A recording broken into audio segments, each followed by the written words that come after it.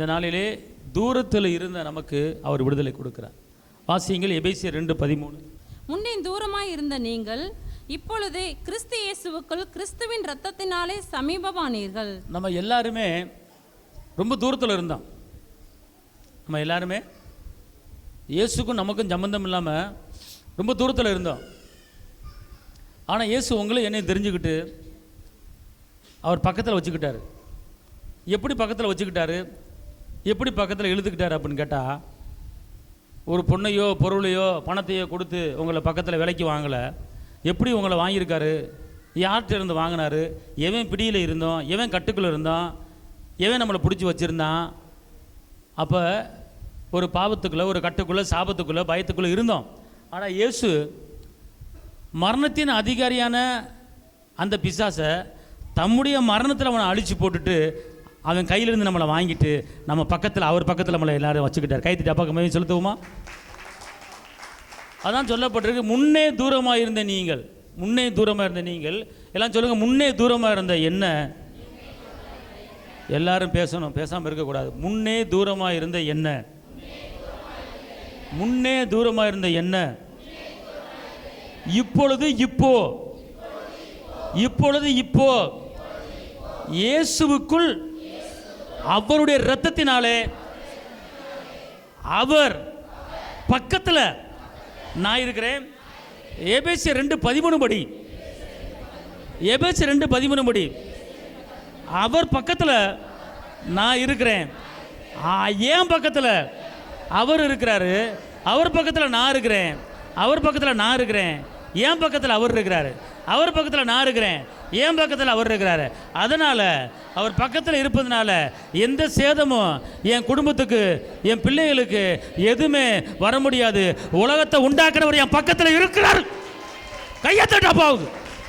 அல்லேலூயா, அல்லேலூயா, அல்லேலூயா. என் உயிரான இயேசு, என் உயிரோடு கலந்தீர், என் உயிரே நான் உம்மை துதிப்பே, என் உயிரே நான் உம்மை துதிப்பே, என் உயிரான உயிரான உயிரான இயேசு, என் உயிரான உயிரான உயிரான இயேசு, என் உயிரான இயேசு, என் உயிரோடு கலந்தீர், என் உயிரே உம்மை துதிப்பே, என் உயிரே நான் உம்மை துதிப்பே, என் உயிரான உயிரான உயிரான இயேசு, என் உயிரான என் உயிரா. உணருங்க, கருத்தை உணருங்க. என் உயிரே உங்களை நான் துதிப்பேன், என் உயிரே நான் உம்மை துதிப்பே, உலகமெல்லாம் மறக்குதையா. இனிக்குது. உலகமெல்லாம், உணர்வுகள் எல்லாம்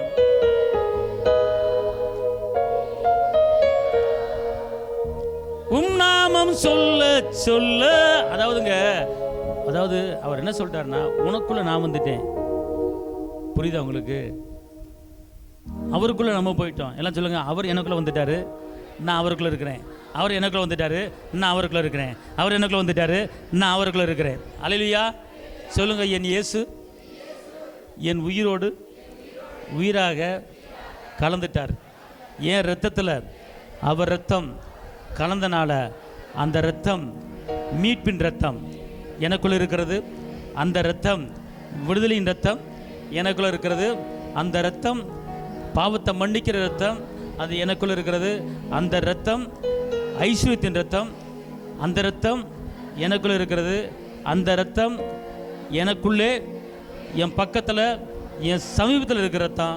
அதனால் எனக்கு எந்த சேதமும் வராது. எல்லாம் சொல்லுங்கள், என் ரத்தத்தோட இயேசு ரத்தம் கலந்தபடியால் அவர் எனக்குள்ளே இருக்கிறார். அல்லேலூயா. இப்போ சொல்லுங்கள், இயேசு உங்கள் பக்கத்தில் இருக்கிறாரா இல்லையா? இயேசு உங்கள் பக்கத்தில் இருக்கிறாரா இல்லையா? ஆமென் சொன்னவங்க எல்லாத்துக்கும் பக்கத்தில் வந்துட்டார். வாயை மூடி உம்முன்னு இருக்கிறவங்களும் பக்கத்தில் வரமாட்டார், போயிடுவார். பக்கத்தில் வரமாட்டார். இயேசு உங்களுக்குள்ளே உங்க பக்கத்துல இருக்கிறாரா? இருக்கிறாரு அப்படின்னு சொல்லும் போது ஆமென். பிசாசு பார்ப்பான், அவன் பக்கத்துல வரலான்னு சொல்லி எட்டி பார்த்துக்கிட்டு இருப்பான். இப்படி சொன்னா ஓடி போயிருவான். இயேசு உங்க பக்கத்துல இருக்கிறாரா இல்லையா? இயேசு உங்க பக்கத்துல இருக்கிறாரா இல்லையா? இயேசு உங்க பக்கத்துல இருக்கிறாரா இல்லையா? அல்லேலூயா. இதுதான் முழக்கம். என் வருவானா பக்கத்துல? வருவானா? வரவே மாட்டேன். அல்லேலூயா. அப்போ நீங்கள் என்ன செய்யணும்னு கேட்டிங்கன்னா, ஒருவேளை அவன் வர்ற மாதிரி உங்களுக்கு தெரிஞ்சால், கிறிஸ்து இயேசுவின் ரத்தத்தால் நான் அவர் பக்கத்தில் போயிட்டேன், அதனால் நீ என்ன செய்ய முடியாது. முன்னே நான் தூரமாக இருந்தேன், அப்படி வந்துட்ட என்ன, அப்போ ஒரு அறியாமல் இருந்தேன், ஆனால் இப்போ நான் முழுசாக அவரை அறிஞ்சிட்டேன், என்னை ஒப்பு கொடுத்துட்டேன், என்னை அர்ப்பணிச்சிட்டேன், அதனால் உன் பருப்பு என்கிட்ட வேகாது, நீ வேற எங்கேயும் போய்க்க, என் பக்கத்தில் வராத. அல்லேலூயா. எல்லாம் சொல்லி நீ வேற எங்கேயாவது போய்க்க, என் பக்கத்தில் வராது. இப்போ அவர் சமீபத்தில் இருக்கிறார். முன்னே நான் தூரமாக இருந்தேன், நான் ஒத்துக்கிறேன், நீ என்னை அடிமைப்படுத்தி வச்சிருந்த, மரணத்துக்கு அதிகாரியான உன்னை அவர் மரணத்தினால உன்னை ஜெயிச்சிட்டாரு, அதனால் உன் மரண கண்ணி ஆவி என் சிந்தைக்கு வர முடியாது. நான் ஆள பிறந்தவன், வாழ பிறந்தவன், ஜெயிக்க பிறந்தவன். அல்லேலூயா. இப்படிப்பட்ட வார்த்தையை நீங்கள் பேசுனீங்கன்னா எந்த நிலைமையாவது எந்த சமயத்திலாவது எனக்கு வாழ பிடிக்கல சொல்லவே மாட்டேங்க. சாணு போல தெரியுது. இந்த வசனம் வந்து இப்படிப்பட்ட வார்த்தையை பேச விடாது. எதுக்கு இருக்குன்னே தெரியல. இந்த மாதிரி பேசுனீங்கன்னா அவனுக்கு நீங்கள் என்ன செஞ்சிட்டீங்க? எத்தனை ரசிக்கப்பட்ட ஜனங்க இப்படி பேசுறதுக்கு வெக்கக்கடா இருக்கு, வெக்கக்கடு. எவ்வளோதான் பிரச்சனை வரட்டுங்க, கழுத்து கத்தி வரட்டுங்க, உங்களை பார்த்து சோதனை தாங்குகிற அளவுக்கு மட்டும்தான் அவர் அனுமதிப்பார், அதுக்கு மேலே அனுமதிக்க மாட்டார். புரியுதா? நீங்கள் அவர் பக்கத்தில் இருக்கீங்க, உங்கள் பக்கத்தில் வரும்போது உங்களை விட்டு வராங்க. உங்கள் மகன் கையை பிடிச்சி உங்கள் பக்கத்தில் வரும்போது அவன் பாட்டு விளையாண்டுட்டே இருப்பான், சிரிச்சுக்கிட்டே இருப்பான். ஆனால் நீங்கள் இல்லாத நேரத்தில் அவன் கொஞ்சம் பயந்து நடப்பான், பயந்து வருவான். ஆனால் நீங்கள் பக்கத்தில் இருக்கும்போது அவன் அப்படி ஓடுவான், இப்படி ஓடுவான். ஏன் கேட்டால் அப்பா இருக்கிறாரு, அப்பா இருக்கிறாரு, அது தெம்பு அவனுக்கு இருக்குது. அதே போல் உங்களுக்கு அப்பா இருக்கிறாரு. எந்த பிரச்சனையும் உங்களை சேதப்படுத்த முடியாது, எந்த ஆமனம் உன்னை சேத முடியாது. உன்னை அழைச்சவர் உங்கள இருக்கிறாரு. அதனால் வீர நடப்போடு, வெற்றி நடப்போடு, விடுதல் நடப்போடு. ஆமேன். அதனால் அவர் பக்கத்தில் நீங்கள் இருக்கீங்க. எல்லாம் சொல்லுங்கள், நான் நல்லா வந்து உங்களுக்குள்ளே நல்லா உள்ளே கொண்டது இறக்கணும்னு சொல்லி தான் திருப்பி திருப்பி சொல்கிறது. இப்போ பைபிளில் ஒரு வசனம் வந்து எல்லா இடத்துலையும் ரெண்டு இடத்துல இருக்கும். பைபிளில் வந்து ஒரு வசனம் எல்லா இடத்துலையும் ரெண்டு இடத்துல இருக்கும். தெரியுதா? ஏன் இருக்குன்னா, திருப்பி திருப்பி சொல்கிறனால நான் வந்து ஒன்றும் குறைஞ்சி போக மாட்டேன் அப்படிங்கிறார் பவுல் அடிகளார். அதுதான் உங்களுக்கு திருப்பி திருப்பி ஏன்னு கேட்டால், இங்கே இருங்க, திருப்பி ஏன்னு சொல்கிறேன் கேட்டால், உள்ளே நல்லா தங்கணுங்கிறதுக்காண்டி சொல்கிறேன் நான். எதுக்கு உங்களை பேச வைக்கிறேன்னா, நம்ம பேசும்போது உள்ளே வந்து இறங்கிடும். ஆமேன்.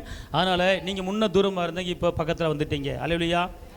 இவச்சு ரெண்டு. அடுத்து சங்கீதம் 145:18. தம்மை நோக்கி கூப்பிடுகிற யாவருக்கும், தம்மை நோக்கி கூப்பிடுகிற யாவருக்கும், உண்மையாய் தம்மை நோக்கி கூப்பிடுகிற யாவருக்கும் கர்த்தர் சமீபமாய் இருக்கிறார். அவர் சமீபத்தில் இருக்கிறார் என்பதை எப்படி நீங்கள் அறிந்து கொள்ள வேண்டும், எப்படி நீங்கள் தெரிந்து கொள்ள வேண்டும் என்றால், நீங்கள் உங்களுடைய வாயின் வார்த்தை மூலமாக.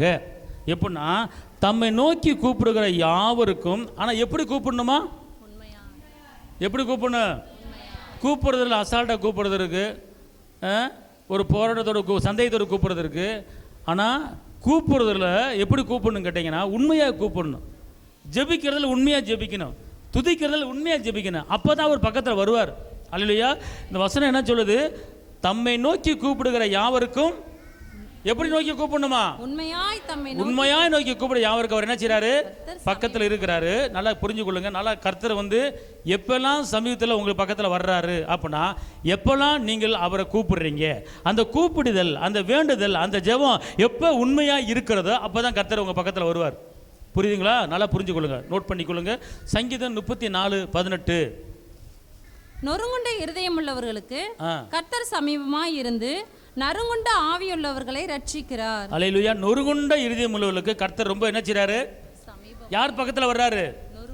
உங்கள் இருதயம் நொறுக்கப்பட்டு உடைக்கப்பட்டு அவர் சமூகத்தில் ஊத்தும் போது, அவர் சமூகத்தில் பாரத்தை இறக்கி வைக்கும் போது அவர் பக்கத்தில் வந்துடுவார்.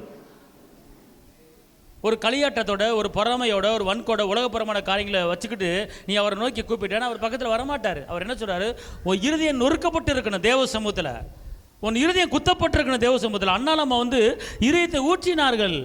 பக்கத்தில் வந்துட்டார், பதில் வந்துருச்சு. அதே போல் நீங்கள் உங்கள் இருதயம் நொறுக்கப்பட்ட இடத்துல வரும்போது கண்டிப்பாக பக்கத்தில் வந்துடுவேன் அப்படிங்கிறாரு.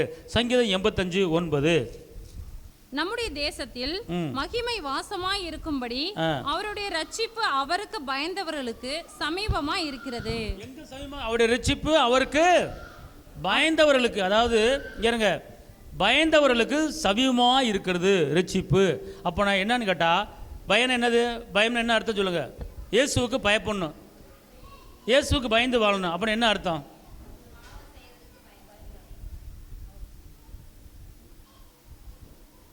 இந்த வசனம் நீதிமொழியில் இருக்குது. பயந்து வாழ்வது என்றால் என்ன? நான் சொல்கிறேன், இருங்க, எடுக்க வேணாம். அதாவது தீமையை வெறுப்பதே கர்த்தருக்கு பயப்படும் பயம். புரிஞ்சு போச்சா? அப்புறம் ஐயோ பயமாக இருக்குது, பயமாக இருக்குது அப்படி இல்லை. நீங்கள் தீமைகளை பூரா வெறுத்துட்டீங்கன்னா ஏசாப்பாவுக்கு பயப்படுறீங்க. இதான் மேட்ரு. அப்போ உங்கள் வாழ்க்கையில் இந்த உலகத்தில் என்னென்ன தீமைகள் இருக்குங்கிறது உங்களுக்கு தெரியும், என்ன நன்மை இருக்குது உங்களுக்கு தெரியும். அப்போ தீமைகள் எல்லாத்தையும் வெறுத்துருங்க. வெறுத்துட்டீங்கன்னா ஏசப்பாவுக்கு நீ பயந்து நடக்கிறீங்க அர்த்தம். இதான் வந்து பயந்து நடக்கிறதுக்கு உண்டான அர்த்தம். புரியுதுங்களா உங்களுக்கு?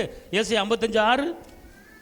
கர்த்தரை கண்டடையத்தக்க சமயத்தில் அவரை தேடுங்கள், அவர் சமீபமாய் இருக்கையில் அவரை நோக்கி கூப்பிடுங்கள். அவர் சமீபமாக இருக்கையில் அவரை நோக்கி கூப்பிடுங்கள். அப்போ கர்த்தரை கண்டடையத்தக்க சமயம்னு ஒன்று இருக்கிறது. அதாவது எல்லா நேரமும் ஒன்று இருக்கிறது. ஒரு நேரத்தில் கர்த்தரை தேடாமல் இருந்தோம், கர்த்தரை துதிக்காமல் இருந்தோம், கர்த்தரை ஆராதிக்காமல் இருந்தோம், கர்த்தரை கண்டுகொள்ளாமல் இருந்தோம். ஆனால் அந்த சமயம் இந்த சமயம் கிடையாது. இந்த சமயம் கர்த்தரை தேடுகிற சமயம். இந்த சமயம் கர்த்தரை தேடுகளுக்கு ஒரு நன்மை குறையப்படாது. அப்போ தேடுகிற சமயம், கர்த்தரை தேடும் போது அவர் என்ன செய்கிறார்? பக்கத்தில் வந்துடுறாரு. கர்த்தரை கண்டடையத்தக்க சமயத்தில் அவரை தேடுங்கள், அப்பொழுது அவர் என்ன செஞ்சிடுவார்? பக்கத்தில் வந்துடுவார். ஆமென் சொல்லுங்க. அல்லேலூயா, அல்லேலூயா, அல்லேலூயா. பிலிப்பியர் 4:5. உங்கள் சாந்த குணம் எல்லா மனுஷருக்கும் தெரிந்திருப்பதாக கர்த்தர் சமீபமாய் இருக்கிறார். நல்லா கவனிங்க. அவர் சமீபமாக இருக்கிறதுக்கு உங்கள் சாந்த குணத்தை எதிர்பார்க்கிறார். உங்கள் சாந்த குணம் எல்லாத்துக்கும் என்ன செய்ய கடவுது? தெரிந்திருப்பதாக. இப்போ அவங்கள பார்த்தீங்களா? ஓ, அவங்க நல்லா இருக்காங்க, அமைதியாக இருக்காங்க, சாந்தமானவங்க அப்படின்னு சொன்னால் நீங்கள் ஒரு சாட்சியான வாழ்க்கை வாழ்றீங்க. அவளா எப்பா ஏன் கேட்குறீங்க?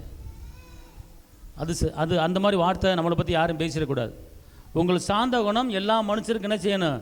தெரிந்திருக்கணும். நீங்கள் அன்பானவர்கள் என்று தெரிந்திருக்கணும். நீங்கள் புறங்கூறாதவர்கள், பொறாமைப்படாதவர்கள், எல்லாத்துக்கும் தெரிஞ்சிருக்கணும்.